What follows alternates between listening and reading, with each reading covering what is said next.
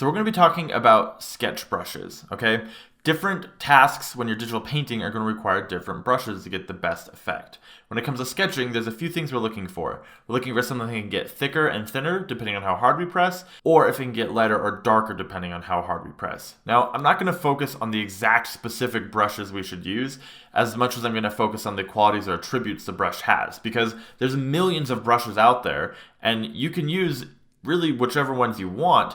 We're just going to be focusing on what things it needs to be able to function the way we want it to. So the specific brush doesn't matter nearly as much as what it's capable of doing.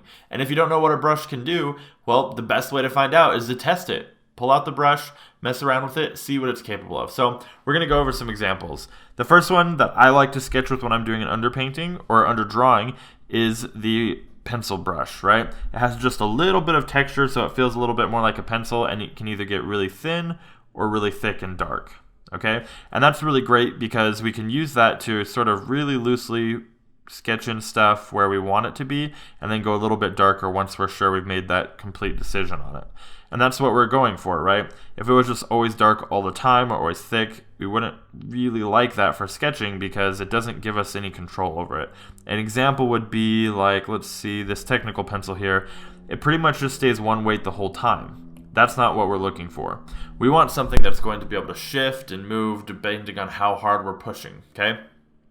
Another good one would be you can do something if you want more of like a pen look, right? Something that's a little bit thicker. You want to make sure that when you're sketching, if you have a streamline option, that it's turned pretty low or off completely, because you want to get all the little nuances of a sketch in there, right?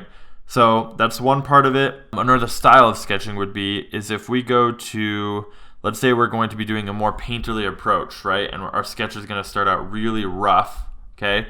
Then you're going to want something that has opacity instead of thickness, or maybe even a little bit of both. This round brush here is a good example because I can start really big, okay? And I'll probably start with even lower opacity, but I can start really big and kind of think about what the shapes are as I'm sketching this in, right? And I can keep it really loose and really rough, which is kind of what we want to go for, right? And at first it looks really sloppy, but as you make a new layer and lower the opacity, which is what we typically do, you can slowly start to refine it a little bit more, right?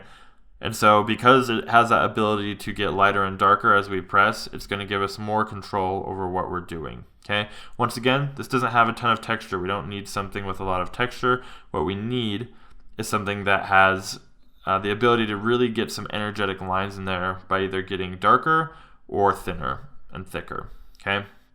So those are some good examples of that. And that pretty much covers it, okay? Once again, it's not so much about the specific brush as it is about the brush qualities. You just need something that's going to be able to meet your requirements, okay? So that's it for sketch brushes. I'll see you guys in the next lecture.